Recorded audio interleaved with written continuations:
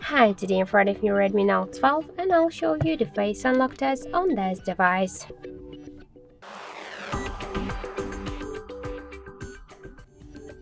So I just set up my face recognition and now I'll make a couple of tries to unlock the device with my face and we'll see how fast this feature is and does it work. So let's start. 1, 2, 3, 4, 5. So as we can see, the face unlock works fast and correct and we just unlocked the device successfully. So I just want to suggest you to try this unlock method, but don't forget that the face unlock is less secure than the passcode or pin code unlock methods.